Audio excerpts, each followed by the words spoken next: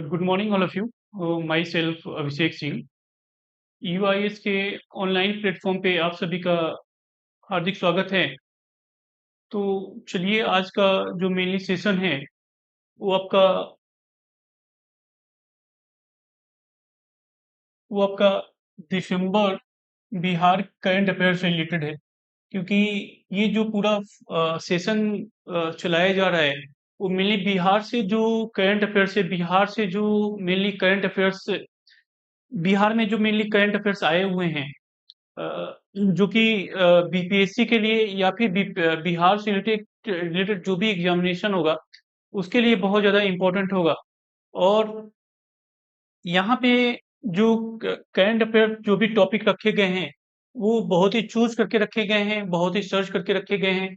मतलब आपको ज़्यादा हम टॉपिक देने की कोशिश नहीं कर रहे हैं, इतना ही टॉपिक देने की कोशिश कर रहे हैं और इतना इम्पोर्टेंट टॉपिक देने की कोशिश कर रहे हैं जो आपके एग्जामिनेशन पॉइंट ऑफ व्यू से बहुत ज़्यादा इम्पोर्टेंट होगा। तो आज शुरू करते हैं हम लोग दिसंबर बिहार करंट अफेयर्स। जो पहला टॉपिक है हमारा है वो प्रेम कुमार का बिहार विधानसभा अध्यक्ष पद पर चयन किया गया है। तो यहाँ पे ये प्रेम कुमार जो हैं बहुत ज़्यादा इम्पोर्टेंट हो जा रहे हैं कि कौन है विधान विधानसभा अध्यक्ष। ओके, तो अगर इनकी बात की जाए तो राजनीतिक अनुभव और पृष्ठभूमि के बारे में देखते हैं इनके बारे में।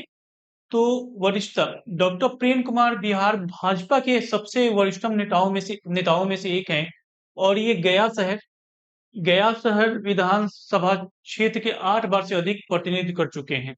ओके, तो ये प्रेम कुमार है कहाँ के, ये यहाँ पे इंपॉर्टेंट हो जा रहा है। प्रेम कुमार जो है गया के हैं। ओके, गया डिस्ट्रिक्ट के हैं और इनका पिछला अनुभव क्या है, वो बिहार विधानसभा में सरकार में कृषि, लोक स्वास्थ्य, अभियंत्रण और राजस्व जैसे महत्वपूर्ण विभागों के मंत्री रह चुके हैं। तो ये ज़्यादा इम्पोर्टेंट नहीं है, लेकिन एक पृष्ठभूमि बनाने के लिए ये सब चीज़ें लिखी जाती हैं।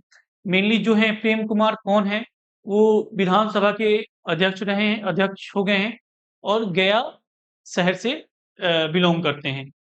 ओके, अब इनकी संवैधानिक भूमिका और महत्व के बारे में देखते हैं। यहाँ पे है सदन का निष्पक्ष संचालन। अध्यक्ष के रूप में उनकी प्राथमिकता भूमिका विधानसभा की कार्यवाही को नियमों के अनुसार निष्पक्ष रूप से संचालित करना है। ओके, तो किसी भी विधानसभा अध्यक्ष का मेनली काम होता ही है, यही होता है कि निष्पक्ष रूप से संचालित करना, विधानसभा को निष्पक्ष रूप से संचालित करने की बात ये करते हैं। मतलब कि ये इनका काम होता है। निर्णायक शक्ति, दल बदल विरोधी कानून 10वीं अनुसूची में है, ये भी क्वेश्चन आया हुआ है। दल बदल विरोधी कानून किस अनुसूची में है, तो ये 10वीं अनुसूची में के तहत सदस्यों की योग्यता या अयोग्यता पर निर्णय लेने की अंतिम संवैधानिक आधिकारिक अध्यक्ष के पास होता है। ओके, तो ये पॉइंट इंपॉर्टेंट है, इस पॉइंट को आप लोग स्टार बना लीजिएगा। क्या है इस पॉइंट में कि जो अध्यक्ष काम होता है, जैसे दल बदल विरोधी कानून के तहत सदस्यों की योग्यता या अयोग्यता पर निर्णय लेने का अंतिम संवैधानिक अधिकार किसके पास होता है? अंतिम जो संवैधानिक अधिकार किसके पास होता है?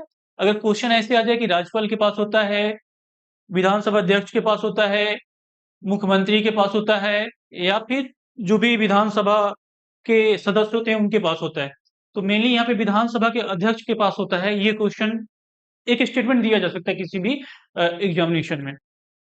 ओके, निर्णायक मत, कास्टिंग वोट, किसी विषय पर सत्ता पक्ष और विपक्ष के मत बराबर हो जाता है तो वे अपने निर्णायक मत का प्रयोग कर सकते हैं। ओके, तो कभी भी मत अगर बराबर हो जाता है सत्ता पक्ष और विपक्ष के बीच में तो ये अपने निर्णायक मत को दे सकता है।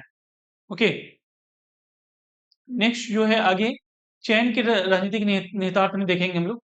स्थिरता और समन्वय, उनके लंबे विधानसभा अनुभव का लाभ सदन में सत्ता पक्ष और विपक्ष दोनों को होगा।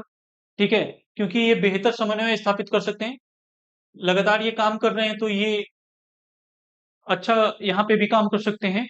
और संवैधानिक संतुलन की बात की जाए तो एक अनुभवी चेहरे के इस पद पर बैठकर सरकार को ने विधायी कार्यों का उत्पादकता प्रोडक्टिव बढ़ाने का संकेत दिया है।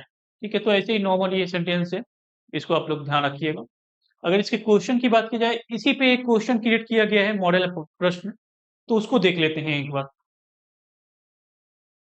बिहार विधानसभा के वर्तमान अध्यक्ष दिसंबर 2025 के अनुसार, मतलब दिसंबर 2025 में ये यहाँ पे अध्यक्ष पद पे बने। डॉक्टर प्रेम कुमार के संदर्भ में निम्नलिखित कथनों पर विचार करना है। वे बिहार के गया शहर विधानसभा क्षेत्र से विधायक हैं। ये पहला जो स्टेटमेंट है मैंने आपको ऊपर वाले जो स्लाइड था उसमें बताया है। हाँ, ये यहीं के हैं, गया के हैं, तो ये स्टेटमेंट ट्रू हो जाएगा। ठीक है। विधानसभा अध्यक्ष के रूप में वे सदन के निकायों की व्याख्या करने वाले अंतिम अधिकारी हैं। ये भी सही हो जाएगा। ओके, सेकेंड वाला भी। और वे बिहार सरकार में पूर्व में कृषि मंत्री के रूप में कार्य कर चुके हैं, मैंने ये भी बताया, ये भी हो जाएगा। तो मतलब कि 1, 2 एंड 3 इज करेक्ट। ओके, तो डी ऑप्शन यहाँ पे आपका सही हो जाएगा। ओके, आगे देखते हैं हम लोग। इसी का यहाँ पे व्याख्या दे रखा है। व्याख्या को आपको ऊपर ही मैंने बता दिया है, तो एक बार पॉज करके आप इसे देख सकते हैं कि क्या लिखा हुआ है। ओके, वही जो बातें लिखी गई हैं जो ऊपर मैंने आपको बताया है। ओके, नेक्स्ट जो है आपका यहाँ पे डॉक्टर राजेंद्र प्रसाद जयंती के बारे में दे रखा है कि doctor Rajendra Prasad BPSC examination या फिर किसी भी एग्जामिनेशन के लिए डॉक्टर राजेंद्र प्रसाद जो कि हमारे स्वतंत्रता सेनानी भी रहे हैं, तो ये व्यक्तित्व के रूप में तो इन पे क्वेश्चन बनते हैं। डॉक्टर राजेंद्र प्रसाद, महात्मा गांधी, सुभाष चंद्र बोस, तो उनका उनका जन्मदिन था। ठीक है, जयंती मनाई गई है, इस वजह से इनके बारे में थोड़ा सा हम लोग जान लेते हैं कि क्या है। प्रारंभिक जीवन अब बिहार से जुड़ा हो। ओके, अब प्रथम राष्ट्रपति भी रहे हैं हमारे। ओके, तो जन्म इनका 3 दिसंबर 1884 में हुआ है। ओके, तो ये ध्यान रखना है कि कब हुआ है। बिहार के सीवान जिले के जीरादेई गांव में हुआ है। बिहार का सीवान जिला है, वहां पे जीरादेई एक जगह है, वहां पे हुआ है। शिक्षा, अगर शिक्षा की बात की है तो उन्होंने कलकत्ता विश्वविद्यालय से पढ़ाई की और बाद में बिहार में एक शिक्षक और वकील के रूप में अपनी सेवाएं दी हैं। ठीक है, तो इन्होंने ये शिक्षक भी रहे हैं और बाद में वकील भी बने हैं। ओके, ये ध्यान रखना आपको। नेक्स्ट आगे देखते हैं हम लोग, स्वतंत्रता संग्राम में इनकी क्या भूमिका रही है। चंपारण सत्याग्रह 1970, गांधी जी के आह्वान पर उन्होंने अपनी वकालत छोड़ दी और चंपारण किसानों के हक के लिए लड़ाई लड़ी।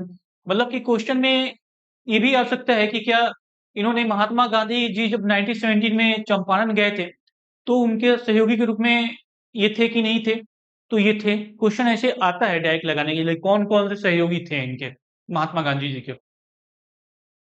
तो ये इनके सहयोगी भी थे। असहयोग आंदोलन में भी इन्होंने पार्टिसिपेट किया था। बिहार में इस आंदोलन का नेतृत्व करने वाले प्रमुख चेहरों में से एक ये भी थे। और नमक सत्याग्रह बिहार में नमक सत्याग्रह के दौरान उनकी सक्रिय भागीदारी भी रही है। सत्याग्रह भी जब महात्मा गांधी जी ने किया था, तो बिहार में यहाँ पे बिहार के परिप्रेक्ष्य में डॉक्टर राजेंद्र प्रसाद जी ने यहाँ पे भागीदारी की थी। ठीक है, सक्रिय भागीदारी रही है इनकी यहाँ पे। संवैधानिक और राजनीतिक योगदान की बात की जाए तो संविधान सभा के अध्यक्ष रहे हैं। आप जब पॉलिटी पढ़ते हैं तो वहां पे ये सब चीजें बातें बताई जाती हैं। 11 दिसंबर 1946 में उन्हें स्थायी रूप से भारत की संविधान सभा का अध्यक्ष चुना गया। ओके, संविधान सभा का अस्थायी रूप से, एक अस्थायी रूप से भी थे, तो उनका नाम आपको ध्यान रखना है, कौन थे वो आप अपने कमेंट बॉक्स में लिखिए कि कौन थे अस्थायी रूप से भारत के संविधान के सभा के अध्यक्ष। ओके, तो आपको ऐसे याद भी चीजें हो जाएंगी, स्थायी अस्थायी। अगर प्रथम राष्ट्रपति की बात की जाए तो प्रथम राष्ट्रपति भी यही थे। वे स्वतंत्र भारत के पहले राष्ट्रपति बने और 2 कार्यकाल 1950 से 62 तक इस पद पर रहने वाले एकमात्र व्यक्ति हैं। ओके, 2 कार्यकाल 1950 से 62 तक पद पर रहने वाले एकमात्र व्यक्ति हैं। भारत रत्न 1962 में उन्हें देश का सर्वोच्च नागरिक सम्मान भारत रत्न दिया गया।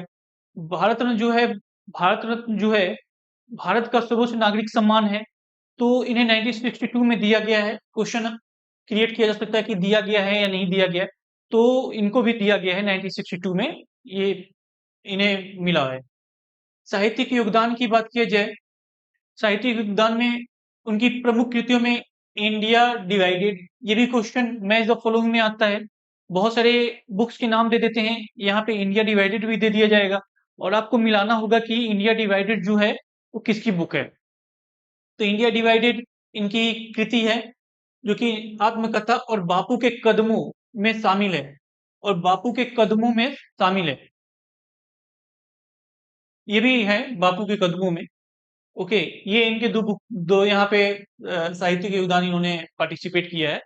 ओके, तो ये आपको ध्यान रखना है। ओके, नेक्स्ट जो है मॉडल प्रश्न यहाँ पे दे रखा है एक क्वेश्चन, जैसे और भी मैं सभी जो भी टॉपिक होगा उस पे एक मॉडल आंसर दे देता हूँ, ताकि आपको जब भी एग्जामिनेशन में जाए, प्री प्री के एग्जामिनेशन में, तो वहां पे आपको यहाँ पे देख के जाएंगे तो वहां पे उनको लगता है कि कर सकते हैं और अच्छे से। ओके,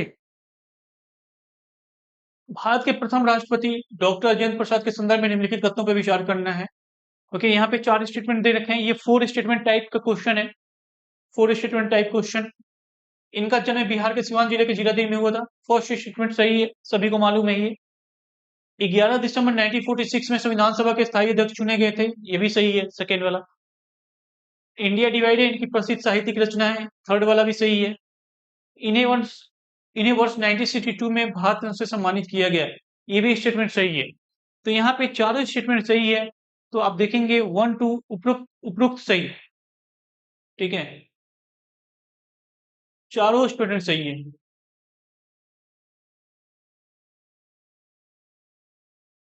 व्याख्या वही है जो मैंने आपको बता दिया, एक बार इसको देख लीजिएगा फिर से। ठीक है, ये भी इंपॉर्टेंट टॉपिक है, भेजा बकौर कोसी पुल परियोजना। ओके, तो ये कहाँ पे है, क्यों इतना इंपॉर्टेंट है? क्योंकि बहुत से पुल जो हैं आजकल बिहार में गिर रहे हैं, तो ऐसे क्वेश्चन, पुल वाले क्वेश्चन बनाए जा सकते हैं कि ये कहाँ पे है।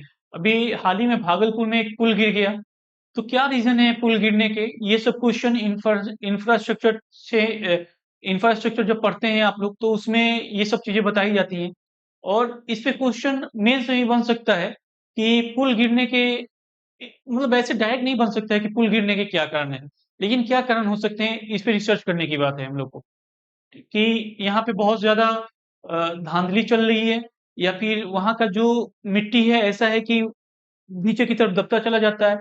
बहुत सारे रीजन हो सकते हैं इसके, तो इस पे विचार करिएगा। भेजा बकौर कोसी पुल परियोजना के बारे में पढ़ लेते हैं। परियोजना का मुख्य विशेषताएं क्या है, भौगोलिक स्थिति देख लेते हैं, भौगोलिक स्थिति क्या है। यह महासेतु कोसी नदी, कोसी नदी यहाँ पे कोसी पुल दे रखा है तो कोसी नदी पे ही होगा। बिहार, जिसे बिहार का सुख कहते हैं, पर बनाया जा रहा है, जो मुख्य रूप से मधुबनी और सुपौल सुपौल जिलों को जोड़ता है। ठीक है, तो ये आपको पॉइंट ध्यान रखना है कि ये किन दो जिलों को जोड़ता है, तो मधुबनी एंड सुपौल। ठीक है, ये जोड़ता है।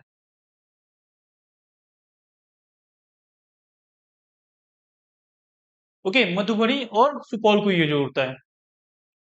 लंबाई और लागत की बात की जाए, इसकी कुल लंबाई लगभग 13.3 किलोमीटर है, और इसे भारतमाला परियोजना चरण 1 के तहत सड़क परिवहन और राजमार्ग मंत्रालय द्वारा लगभग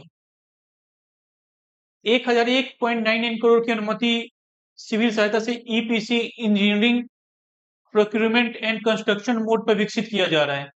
ओके, तो आप ये ध्यान दीजिएगा, यहाँ पे भारतमाला परियोजना के तहत बनाया जा रहा है, तो इस पे भारतमाला परियोजना पे बहुत सारे क्वेश्चन बने हुए हैं मेंस के लिए, कि भारतमाला परियोजना के तहत क्या क्या किया जा रहा है। ओके, तो भारतमाला परियोजना है मेनली, डायरेक्ट क्वेश्चन पूछा जा सकता है इस पे, कि भारतमाला परियोजना जो है किस चीज से रिलेटेड है, किस चीज से संबंधित है। तो ये सड़क को बनाया जाता है इसके तहत, ताकि कनेक्टिविटी बढ़ाया जा सके। ओके, कनेक्टिविटी भी बढ़ाई जाती है, और बहुत से जो कह सकते हैं कि अ, सामान होता है, बहुत से जो चीजें होती हैं जिसको एक जगह से दूसरी जगह ले जाने में भी इसका योगदान जल्दी से पहुंच जाता है। मतलब कि अब अगर रोड अच्छी होंगी तो बहुत सारी चीजें खराब भी नहीं होंगी। ओके, तो इस पे ध्यान रखना आप। ओके, भारतमाला परियोजना, कनेक्टिविटी, यह पुल सीधे तौर पर राष्ट्रीय राजमार्ग 27 NH 27 और राज्य की राजधानी पटना से कनेक्टिविटी को सुगम बनाएगा। ओके, तो पटना से आप मधुबनी, और पटना से आप सुपौल, मतलब कि ऐसा कनेक्टिविटी बनाएगा जल्दी से आप पटना से सुपौल भी जा सकते हैं और पटना से आप मधुबनी भी जा सकते हैं। आपको मालूम है कि अगर ये भारत का नक्शा है, सॉरी ये बिहार का अगर मैप है, तो जो इसको जो गंगा है दो बराबर भागों में डिवाइड करती है, और जो उत्तरी भाग है इधर ही आपका मधुबनी और सुपौल है, इधर मधुबनी है इधर सुपौल है, और ये जो दोनों है ये नेपाल को भी टच करता है। ओके, सबसे उत्तरी भाग में डिवाइड है, ये बाउंड्री बनाता है नेपाल के साथ। इस परियोजना का बहुआयामी प्रभाव क्या है, मल्टी डायमेंशनल इम्पैक्ट क्या हो सकता है इस परियोजना का, ये यहाँ पे अब देखते हैं। भौगोलिक अलगाव का अंत हो जाएगा। कोसी नदी के कारण उत्तर बिहार का एक बड़ा हिस्सा हर साल बाढ़ और जल जमाव की वजह से बाकी राज्यों से कट जाता था। ठीक है, जानते ही हैं कि कोसी को बिहार का शोक भी कहते हैं। तो लगातार वहां पे जब भी बारिश होती है तो उस वाले क्षेत्र में बहुत ज्यादा मात्रा में जल जमाव हो जाता है, तो बहुत सारे एक जगह से दूसरी जगह जाने में बहुत ज्यादा तकलीफ हो जाता है। ओके, जल जमाव की वजह से बाकी राज्य से कट जाता है। यह पुल इस भौगोलिक अभिशाप को समाप्त कर 12 मासी ऑल वेदर संपर्क प्रदान करेगा। मतलब ऐसा नहीं है कि अगर पुल बन जाएगा तो केवल एक ही समय में ये संपर्क प्रदान करेगा, नहीं, 12 महीने पुल रहेगा तो 12 महीने आपको एक जगह से दूसरी जगह पे जा सकते हैं आप। ओके, नेक्स्ट है जो समय और दूरी की भारी बचत होगी, ईंधन की भी बचत होगी। ईंधन भी इसलिए बचेगा क्योंकि ईंधन से ही आदमी एक जगह से दूसरी जगह जाता है। इससे चालू होने से दो क्षेत्रों के बीच की यात्रा दूरी में लगभग 44 किलोमीटर की सीधे कमी आ जाएगी। मतलब 44 किलोमीटर बहुत बड़ी बात हो जाता है, 44 किलोमीटर की दूरी की कमी आ जाएगी। वर्तमान में सहरसा और सुपौल से मधुबनी भेजा जाने मधुबनी में ही भेजा है इस जगह, तभी तो इसका नाम हो गया है। ठीक है, जाने के लिए दरभंगा या फुलपरास से होकर 150 से 200 किलोमीटर की चक्कर लगाना पड़ता है, जो अब सिमट जाएगा। ओके, तो पुल बनाने से ये फायदा होगा कि 44 किलोमीटर जो है ये जो है उसका सीधे कमी आ जाएगी, जो 44 किलोमीटर की। आगे देखते हैं, आगे पॉइंट में क्या दे रखा है। आर्थिक सीमा पर व्यापार को बढ़ावा देगा। यह मार्ग न केवल आंतरिक व्यापार को गति प्रदान देगा, बल्कि नेपाल और पूर्वोत्तर भारत, नॉर्थ ईस्ट इंडिया के लिए एक सुगम गलियारा कॉरिडोर तैयार करेगा, जिससे अंतर्राष्ट्रीय और अंतर्राज्यीय वाणिज्य को मजबूती मिलेगी। ओके, तो यहाँ पे केवल केवल बिहार वाले क्षेत्र को ही ज्यादा फायदा नहीं होगा, और भी जैसे नेपाल वाले क्षेत्र भी लोग जा सकेंगे इसके माध्यम से, या फिर नॉर्थ ईस्ट क्षेत्र में भी बहुत अच्छे से सुगमता से इसके द्वारा पहुंचा जा सकेगा। मतलब कि वहां पे जाएंगे तो वहां से भी कनेक्टिविटी और भी ज्यादा हो जाएगी अच्छी। ओके, तो धीमे धीमे इंफ्रास्ट्रक्चर पे गवर्नमेंट जो है बहुत ज्यादा फोकस कर रही है, ताकि सागर भारतमाला परियोजना के तहत विस्तार किया जा सके पूरे देशों में इंफ्रास्ट्रक्चर को। इंफ्रास्ट्रक्चर मीन्स कि आपका रोड का इंफ्रास्ट्रक्चर को बनाया जा सके। मानवीय और आपातकालीन लाभ, हेल्थ एंड एजुकेशन। बाढ़ के दिनों में स्वास्थ्य सुविधाओं तक पहुंच न होना इस क्षेत्र की सबसे बड़ी त्रासदी रही है। इस पुल के माध्यम से एम्बुलेंस और आपातकालीन सेवाएं कुछ ही मिनटों में नदी पार कर सकेंगी, जिससे जीवन, गरिमा और सुरक्षा सुनिश्चित होगी। ओके, तो ये सिंपल पॉइंट है। आपको ध्यान देना होगा कि एम्बुलेंस वगैरह जाने में बहुत टाइम लगता है। जो गोल्डन आवर होता है वो बहुत ज्यादा इंपॉर्टेंट होता है किसी भी इंजर्ड व्यक्ति के लिए, तो जल्दी से एक जगह से दूसरी जगह पे पहुंचा जा सकेगा बाई एम्बुलेंस। ओके, ताकि जो भी व्यक्ति है उसको अगर प्रॉब्लम हो रही हो तो हॉस्पिटल पहुंच सके। धार्मिक और सांस्कृतिक एकीकरण, इसके माध्यम से मिथिलांचल के प्रमुख सांस्कृतिक और धार्मिक स्थलों जैसे भगवती उच्चैठ, बिदेश्वर धाम, उग्र तारा मंदिर और सिंहेश्वर स्थान तक श्रद्धालुओं की पहुंच आसानी हो जाएगी। तो सभी जगहों पे पहुंचा जा सकेगा ना, ऐसा नहीं है कि एक ही जगह पे पहुंचा जाएगा, सांस्कृतिक धार्मिक स्थलों पे भी पहुंचा जा सकेगा। तो इससे क्या होगा कि जो एक तरीके से कह सकते हैं कि अ, जो व्यक्ति पहुंचेगा तो उसे बहुत आसानी से वहां पे पहुंच जाएगा जहां पे उसको तीर्थ स्थल पे जाना होगा। तो उसके पैसे और ईंधन की भी कमी हो जाएगी, समय का भी बचत बचत हो जाएगा। तो ये मैंने आपको बता दिया। इस पे क्वेश्चन क्रिएट नहीं किया है, आप देख लीजिएगा इसे एक बार। Bihar at the rate 2047 vision conclave, ये इंपॉर्टेंट टॉपिक है। आयोजन का स्थान और मुख्य उद्देश्य, यह कॉन्क्लेव बिहार के बाहर जैसे बेंगलुरु और नई दिल्ली के भारत मंडपम आयोजित किया गया है।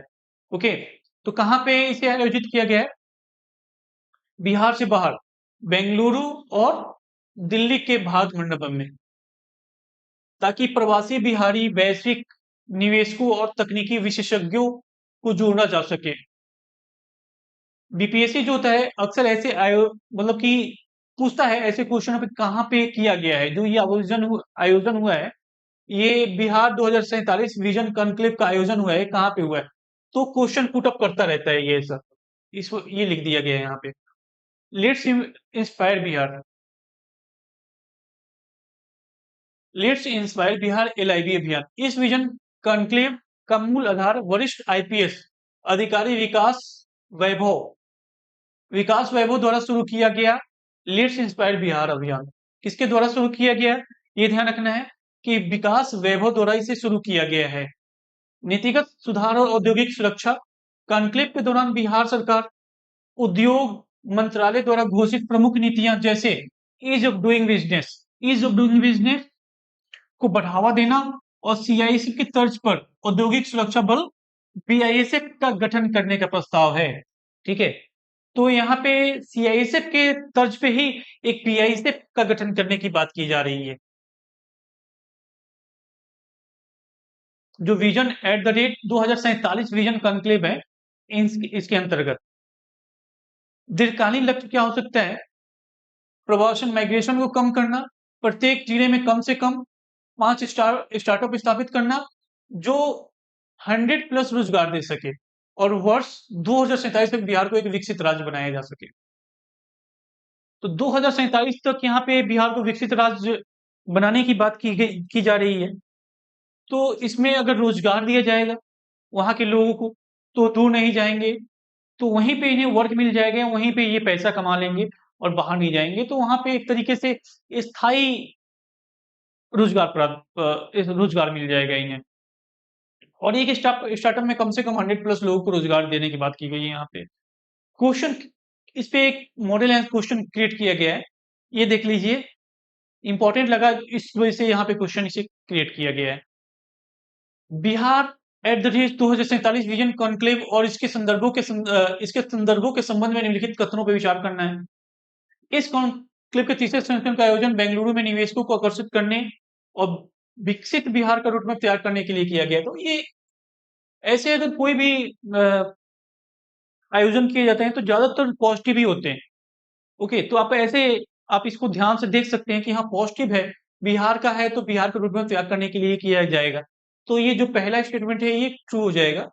नेक्स्ट जो सेकेंड स्टेटमेंट की बात किए जा रहे हैं यहाँ पे, ये पहल लेट्स इंस्पायर बिहार अभियान का हिस्सा है जिसकी शुरुआत वरिष्ठ आईपीएस अधिकारी विकास वैभव द्वारा किया गया है। ओके, तो ये विकास वैभव द्वारा ही किया गया है, ये देखिएगा विकास वैभव द्वारा ही किया गया है। तो ये स्टेटमेंट भी आपका करेक्ट हो जाएगा।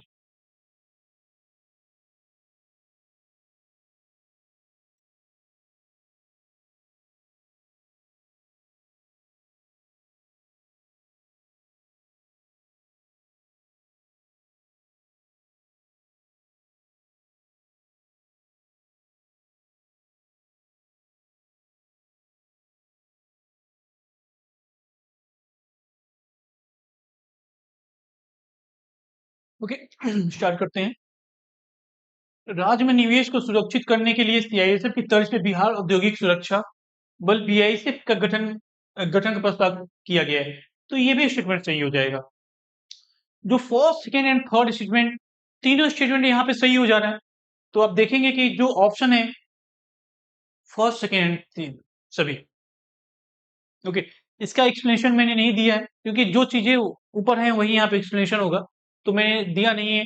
एक बार देख लेना आप, ठीक है, ऊपर जाके इसके स्लाइड में जाके। अनुकूल राय सैयद मुश्ताक अली ट्रॉफी समान। अनुकूल राय आता है क्वेश्चन ऐसे, आपको मालूम है कि कौन है। अगर क्वेश्चन पुटअप किया जाए, यहाँ पे पुटअप किया गया है, मैं ऐसे डायरेक्ट क्वेश्चन पुटअप कर लेता हूँ कि पुटअप क्वेश्चन बनाता हूँ यहाँ पे कि जैसे क्वेश्चन, एक क्वेश्चन ऐसे बन सकता है कि अनुकूल राय जो है किस खेल से संबंधित है। क्वेश्चन डायरेक्ट आ सकता है ये, ऐसे क्वेश्चन आए भी हुए हैं। अनुकूल राय सैयद मुश्ताक अली ट्रॉफी, और सैयद मुश्ताक अली ट्रॉफी किससे रिलेटेड है? तो ये क्रिकेट से रिलेटेड है दोनों, ये दोनों क्रिकेट से रिलेटेड है। ये उनके बारे में दे रखा है। यहाँ पे एक चीज ध्यान रखना है कि ये कहाँ से रिलेटेड रिलेटेड है। ये समस्तीपुर के हैं। ये अनुकूल राय का संबंध कहाँ से है? ये बिहार से है, बिहार के समस्तीपुर से है। और उन्हीं के बारे में यहाँ पे दे रखा है घरेलू क्रिकेट और कप्तानी प्रदर्शन। अनुकूल राय घरेलू क्रिकेट में झारखंड और आईपीएल में कोलकाता नाइट राइडर्स तथा मुंबई इंडियंस जैसी टीमों का प्रतिनिधित्व कर चुके हैं। सैयद मुश्ताक अली ट्रॉफी में उनके शानदार प्रदर्शन के कारण उन्हें सम्मानित भी किया गया है। ओके, तो बस अनुकूल राय के बारे में ये ध्यान रखना है कि अनुकूल राय कहाँ से रिलेटेड हैं, किस खेल से संबंधित हैं ये, और सैयद मुश्ताक अली ट्रॉफी भी किससे रिलेटेड है। तो यहाँ से 3 टाइप के क्वेश्चन क्रिएट किए जा सकते हैं। नेक्स्ट है टॉपिक जो आईआईटी पटना में सुपर कंप्यूटर परम रुद्र का शुभारंभ कहाँ पे किया गया है? आईआईटी पटना में। तो क्वेश्चन यहाँ पे ये भी क्वेश्चन क्रिएट किया जा सकता है कि आईआईटी पटना दे रखा है तो आईआईएम पटना दे सकता है, कुछ भी दे सकते हैं यहाँ पे आईआईटी पटना की जगह पे। तो ये ध्यान रखना कि मेनली आईआईटी पटना में ही सुपर कंप्यूटर परम रुद्र का शुभारंभ किया गया है। आप यहाँ से भी ये क्वेश्चन क्रिएट किया जा सकता है। सुपर कंप्यूटर का नाम और स्थान। परम रुद्र को राष्ट्रीय सुपर कंप्यूटिंग मिशन के तहत आईआईटी पटना में स्थापित किया गया है। परीक्षा में संस्थानों के नाम को लेकर भ्रमित किया जा सकता है। ओके, तो ये ध्यान रखना है कि परीक्षा में अगर एग्जामिनेशन में कुछ भी दे सकता है यहाँ पे कि आईआईटी पटना, आईआईएम पटना, कुछ भी दे सकते हैं यहाँ पे। तो आपको ये ध्यान रखना है। राष्ट्रीय सुपर कंप्यूटिंग मिशन, यह मिशन इलेक्ट्रॉनिक और सूचना प्रौद्योगिकी मंत्रालय तथा विज्ञान और प्रौद्योगिकी के विभाग द्वारा संयुक्त रूप से चलाया जा रहा है। किसके किसके द्वारा चलाया जा रहा है संयुक्त रूप से? क्वेश्चन यहाँ पे ये भी क्रिएट किया जा सकता है कि किसके द्वारा चलाया जा रहा है। तो यहाँ पे यह मिशन इलेक्ट्रॉनिक और सूचना प्रौद्योगिकी मंत्रालय MEITY तथा विज्ञान और प्रौद्योगिकी विभाग DST द्वारा संयुक्त रूप से चलाया जा रहा है, जिसे सीडेक और IISc बेंगलुरु द्वारा कार्यान्वित किया जा रहा है। सीडेक द्वारा और IISc बेंगलुरु द्वारा इसे कार्यान्वित किया जा रहा है।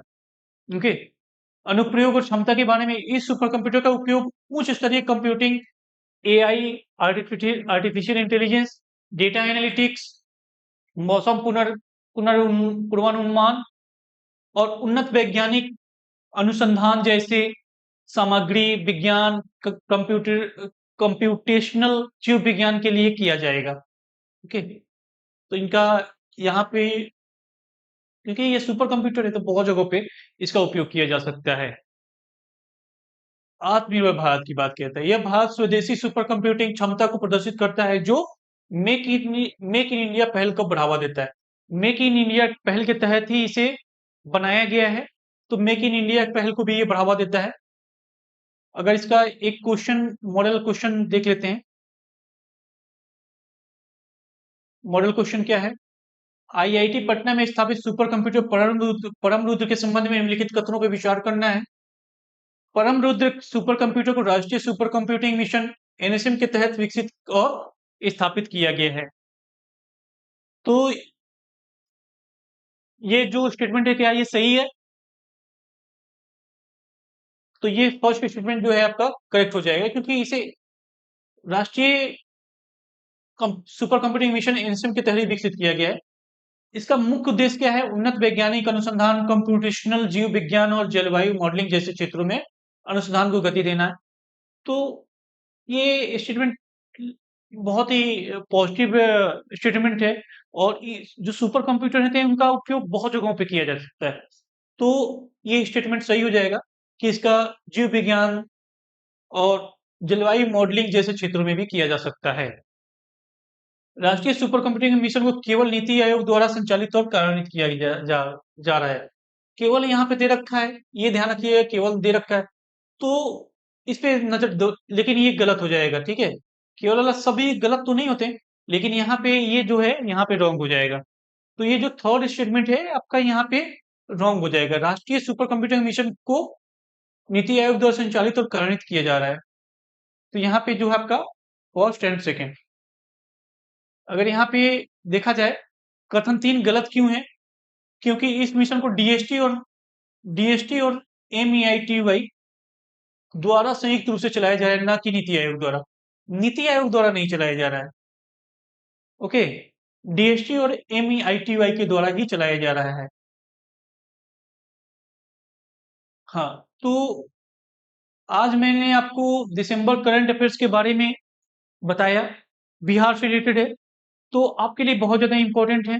बहुत ज़्यादा टॉपिक बताने की कोशिश नहीं की मैंने, लेकिन जितने भी टॉपिक मैंने आपको बताया है वो आपके लिए बहुत ज़्यादा इम्पोर्टेंट है।